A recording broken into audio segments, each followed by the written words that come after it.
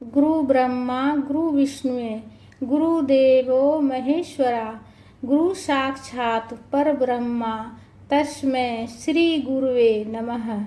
गुरु पूर्णिमा की बहुत बहुत शुभकामनाएं। दोस्तों, आप सभी को कैसे हैं आप सब। गुरु पूर्णिमा के दिन गुरु की पूजा जरूर से जरूर सभी को करनी चाहिए, इसलिए कि गुरु के बिना हमारा जीवन अधूरा है, हमारा जीवन अंधकार में है। तो इसीलिए इसे गुरु पूर्णिमा के दिन गुरु की पूजा जरूर करें। तो सबसे पहले पूजा करने के लिए पूजा की चौकी लगा लेंगे, स्नान करके स्वच्छ वस्त्र धारण कर कर पूजा करनी है। तो गुरु पूर्णिमा के दिन स्नान कर कर स्वच्छ वस्त्र धारण कर कर पूजा की चौकी लगाकर जिस भी गुरु को आप मानते हैं उस गुरु की फोटो हो, तस्वीर हो, प्रतिमा हो तो रख कर पूजन कीजिएगा। और अगर कोई गुरु आप अभी तक नहीं बनाए तो आप किसी देवी देवता को भी आप गुरु अपना मान सकते हैं, इसलिए कि जो गुरु के बिना जो होता है जीवन हमारा अधूरा होता है। तो किसी भी देवी देवता को आप अपना गुरु मान सकते हैं। तो देखिए, विष्णु भगवान जी के भी आप इस दिन पूजन कर सकते हैं। और देवों के देव महादेव, महादेव को भी जो है ना गुरु बोले जाते हैं, गुरु मानते हैं। इसलिए कि जो है ना अगर गुरु जैसे कि नहीं है तो आप गुरु जरूर से जरूर बनाएं। जैसे आप किसी देवता को आप गुरु मान सकते हैं, देवी देवता को भी मान सकते हैं। इसमें वो नहीं है कि हम मतलब किसी इंसान को ही गुरु बनाएंगे, ऐसा कुछ नहीं है। तो मन से आप जो है किसी देवी देवता को भी गुरु मान सकते हैं, या फिर आपके जीवन में पहले से जो गुरु है उनकी आप पूजन कर सकते हैं। गुरु हमेशा जो है ना अपने जो भक्त रहते हैं उनको सही दिशा दिखाते हैं, सही राह दिखाते हैं। तो पूजा करने के लिए, अभिषेक करने के लिए स्वच्छ जल में गंगा जल मिला कर लिए हैं और गाय का कच्चा दूध लिए हैं। पहले जल का दूध का छींटा देंगे और जल का छींटा देकर भाव स्नान करा लिए हैं विष्णु भगवान जी को और तस्वीर में जितने ऋषि मुनि हैं सभी को। और उसके बाद देखिए, शिवलिंग में हम जल से अभिषेक कर रहे हैं और दूध से अभिषेक करेंगे। तो देखिए, जलहरी का जो मुख है ना उत्तर दिशा की तरफ होना चाहिए, इस बात का ध्यान रखिएगा। पुष्प का आसन देकर शिवलिंग को विराजित कर लिए। तो इस दिन जो है ना आप अगर आपके जीवन में अगर गुरु नहीं है तो आप विष्णु भगवान जी की भी पूजन कर सकते हैं। और देखिए, शिवलिंग का भी पूजन कर सकते हैं, महादेव को भी पूजन कर सकते हैं, इसलिए कि देवों के देव महादेव होते हैं और शिव ही गुरु है। ठीक है, तो शिव गुरु है तो आप शिव का भी आप पूजन कर सकते हैं। तो उसके बाद देखिए, अभिषेक करने के बाद आप आसन बिछाकर उसके ऊपर आप बेलपत्र का आसन दे सकते हैं या पुष्प का आसन दे सकते हैं। और आसन देने के बाद हम शिवलिंग को विराजित कर लेंगे। शिवलिंग नहीं हो तो देखिए, फोटो हो, भोलेनाथ की तस्वीर हो तो उसमें भी आप पूजन कर सकते हैं। और शिवलिंग में देखिए पूरे शिव परिवार हैं तो गणेश जी का भी ध्यान कर लेंगे हम इसी में, और गणेश जी की भी पूजन कर लेंगे। तो ज़रूर से ज़रूर पूजन करनी चाहिए, सभी को करनी चाहिए। और जिसे आप गुरु मानते हैं उनकी पूजन ज़रूर करें। ठीक है, तो विष्णु भगवान जी को वस्त्र के स्वरूप में कलावा समर्पित कर रहे हैं। आप चाहे तो वस्त्र हो तो वस्त्र भी समर्पित कर सकते हैं। तो सरल पूजा विधि मैं आप सबके साथ शेयर कर रही हूँ। वस्त्र के स्वरूप में कलावा समर्पित कर लेंगे, जनेऊ समर्पित कर लेंगे विष्णु भगवान जी को। और देखिए, इस दिन जो है पूर्णिमा के दिन विष्णु भगवान जी की भी पूजन की जाती है, इसलिए कि पूर्णिमा का अगर व्रत करते हैं तो इस दिन श्री हरि विष्णु भगवान जी की पूजन की जाती है, लक्ष्मी माता की पूजा की जाती है। तो अगर आप व्रत करते हैं तो व्रत में देखिए, आप सुबह भी पूजन कर सकते हैं, शाम में भी कर सकते हैं अपनी सुविधा के अनुसार। और पूर्णिमा का व्रत तभी हमारा पूर्ण होता है जब हम रात्रि में चंद्रदेव को अर्घ्य देते हैं और चंद्रदेव की पूजन करते हैं। तो व्रत कीजिएगा अगर तो रात्रि में चंद्रदेव को जल चढ़ाइएगा और पूजन करके उसके बाद ही व्रत खोली जाती है, व्रत पूर्ण होता है। तो अगर आप व्रत नहीं भी करते हैं तो भी आप पूजन कर सकते हैं, इसलिए कि गुरु पूर्णिमा के दिन देखिए, जो व्रत नहीं भी करते हैं पूर्णिमा को उनको भी पूजन करनी चाहिए, इसलिए कि गुरु के बिना हमारा जीवन अधूरा है। तो ज़रूर से ज़रूर सभी को करनी चाहिए जिसे आप गुरु मानते हैं, चाहे आप लड्डू गोपाल जी को मानते हैं, विष्णु भगवान जी को मानते हैं, साईं बाबा को मानते हैं या भोलेनाथ को मानते हैं, जिस भगवान को मानते हैं, बजरंगबली को मानते हैं, जिस देवी देवता को आप मानते हैं उसकी पूजा ज़रूर से ज़रूर कीजिएगा। इसलिए कि गुरु के बिना हमारा जीवन अधूरा होता है और गुरु पूर्णिमा के दिन गुरु की पूजा ज़रूर से ज़रूर करनी चाहिए। तो देखिए, शिवलिंग में भी हम वस्त्र के स्वरूप में कलावा समर्पित किए हैं, जनेऊ समर्पित किए हैं, रोली चंदन से तिलक कर लिए हैं, बेलपत्र में तिलक करके बेलपत्र समर्पित कर रहे हैं।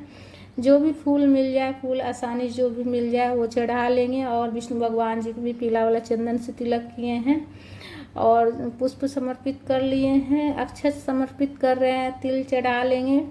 और अक्षत का दाना टूटा हुआ नहीं होना चाहिए। और इस दिन पूजा में देखिए, आप जो है ना खीर भी बनाकर चढ़ा सकते हैं। और जैसे सुबह हम पूजा कर रहे हैं तो सुबह में अगर खीर नहीं बना पाए तो आप शाम में भी आप खीर बनाकर प्रभु को चढ़ा सकते हैं। और पूर्णिमा के दिन जो है ना खीर बनाने से घर में सुख समृद्धि आती है। और विष्णु भगवान जी को तुलसी पत्ता ज़रूर समर्पित कीजिएगा, इसलिए कि विष्णु भगवान जी की पूजा जो होती है तुलसी पत्ता के बिना अधूरी होती है। और भोलेनाथ को तुलसी पत्ता नहीं चढ़ाइएगा, इस बात का खास ध्यान रखिएगा। विष्णु भगवान जी को चढ़ाए जाते हैं तुलसी पत्ता और भोले बाबा को बेलपत्र चढ़ाए जाते हैं। उसके बाद हम जल का भोग समर्पित कर रहे हैं विष्णु भगवान जी को, भोलेनाथ को, और फल का भोग समर्पित कर रहे हैं।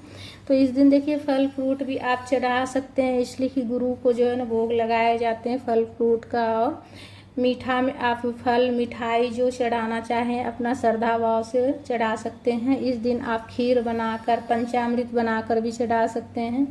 दूध, दही, शहद, शक्कर और सब चीज़ मिलाकर जो है ना 5 तरह का दूध, दही, शहद, शक्कर, घी, ये पांचों चीज़ मिलाकर पंचामृत तैयार करके भी आप पूजा में ज़रूर चढ़ाइएगा। और आटा से बना हुआ पंजीरी भी चढ़ा सकते हैं या खीर बनाकर भी चढ़ा सकते हैं। अगर आप पूजन कर रहे हैं, सुबह नहीं आप बना पाएँ तो शाम में भी बनाकर चढ़ा सकते हैं। और विष्णु भगवान जी के भोग में तुलसी पत्ता देना है, और भोलेनाथ की भोग में तुलसी पत्ता नहीं देंगे, ठीक है। इस बात का खास ध्यान रखिएगा, इसलिए कि शिव गुरु को जो है ना तुलसी पत्ता नहीं चढ़ाई जाती है, तो तुलसी पत्ता नहीं देंगे। भोग समर्पित कर दिए, धूप प्रज्वलित करके धूप भी दिखा ले रहे हैं। हाथ जोड़कर निवेदन करेंगे, हे प्रभु सब कुछ आपका ही दिया हुआ है, प्रभु ग्रहण कीजिए। प्रभु जो हो सका हम लेकर हाजिर हुए हैं, हमारे पास जो था बस स्वीकार कर लीजिए प्रभु। तो इस तरह से प्रार्थना करना है, निवेदन करना है भोग लगाने के बाद, भोग ग्रहण करने के लिए, इसलिए कि सब तो भगवान का ही दिया हुआ है। तो बस जो अपना श्रद्धा भाव से आपके पास जो हो उससे आप भोग समर्पित कर सकते हैं। फल, मिठाई, दूध, बतासा, जिसका आप भोग लगाना चाहते हैं। इस दिन आप सत्यनारायण व्रत कथा भी पढ़ सकते हैं हाथ में पुष्प लेकर, या फिर आप जो है ना शिव गुरु का कोई पुस्तक हो, शिव चालीसा हो तो उसका भी आप पाठ कर सकते हैं। और गुरु नानक जैसे गुरु का कोई किताब हो तो उसे भी आप पढ़ सकते हैं, ठीक है। और उसके बाद पूजा में कुछ दक्षिणा भी रखेंगे अपना श्रद्धा भाव से जितना हो सके। उसके बाद इस दक्षिणा को आप जो है ना किसी पंडित ब्राह्मण को दान कर दीजिएगा, या आसपास में कोई गुरुदेव का कोई मंदिर हो तो वहाँ भी जाकर आप दान पेटी में डाल सकते हैं, या साईं बाबा का मंदिर हो तो वहाँ भी जाकर आप दान पेटी में डाल सकते हैं, ठीक है। उसके बाद हम आरती कर लेंगे, कपूर प्रज्वलित कर कर प्रेम पूर्वक विष्णु भगवान जी की, भोलेनाथ की आरती गाते हुए आरती कर लेंगे। प्रेम पूर्वक श्रद्धा भाव से आरती गाते हुए आरती कर लेंगे। और देखिए, कपूर नहीं हो तो एक और दीपक प्रज्वलित कर लीजिएगा, दीपक प्रज्वलित करके भी आप आरती कर सकते हैं, या फिर कपूर हो तो कपूर से कर लीजिएगा। आरती करने के बाद हम आचमनी कर लेंगे। आचमनी करने के बाद ही हमारा पूजा पूर्ण होता है, तो आचमनी कर लेंगे। तो आचमनी करने के बाद पूजा हमारा पूर्ण हो जाता है। देखिए, पूजा की चौकी जो है ना अगले दिन उठाई जाएगी, और अगले दिन जो है ना उठाइएगा। और पूजा में जो प्रसाद चढ़ाए हैं वो 10 मिनट के बाद उठाकर पूरा परिवार ग्रहण कर लीजिएगा। और इस दिन अगर आप चाहें तो व्रत भी कर सकते हैं, व्रत कीजिएगा। तो आप जो है ना रात्रि में चंद्रमा देखकर ही पूजा मतलब व्रत खोलिएगा, चंद्रमा देखकर चंद्रदेव की पूजन करने के बाद। और आरती वाला जो दीपक रहेगा वो पूरे घर में घुमाइएगा कपूर से आरती कर कर। और उसके बाद जो है ना जो जल से भरा हुआ लोटा है, अगर सुबह पूजन कर रहे हैं तो सूर्यदेव को जल चढ़ा दीजिएगा। और रात्रि में जैसे कि आप पूजन कर रहे हैं, व्रत भी कर रहे हैं, तो रात्रि में अगर पूजन कीजिएगा तो चंद्रदेव को थोड़ा सा दूध मिलाकर और चंद्रदेव को अर्घ्य दीजिएगा, पूजन कीजिएगा। और इस दिन खीर जरूर से बनाइएगा, इसलिए पूर्णिमा के दिन खीर बनाने से घर में सुख समृद्धि आती है। और गुरुदेव को भी भोग लगाइएगा, विष्णु भगवान जी को भी भोग लगाइएगा। और व्रत में मीठा खाया जाता है, मीठा में आप खीर पूरी वगैरह जो भी बनाइएगा, सबसे पहले भगवान जी को भोग लगाकर आप प्रसाद ग्रहण कीजिएगा। और अगर व्रत नहीं भी करते हैं तो भी यह पूजन आप कर सकते हैं, इसलिए कि इस दिन सभी को पूजन करनी चाहिए अपने गुरु की। तो आशा करती हूँ वीडियो अच्छी लगी होगी आपको। वीडियो अगर अच्छी लगी है और ये जानकारी अगर आपके लिए हेल्पफुल है तो वीडियो को ज़्यादा से ज़्यादा शेयर कीजिएगा और वीडियो को लाइक कीजिएगा, चैनल को सब्सक्राइब कर लीजिएगा। तीज त्यौहार सभी त्योहारों का वीडियो देखने के लिए मैं सरल विधि बताती हूँ ताकि सबको आसानी से कर सकें।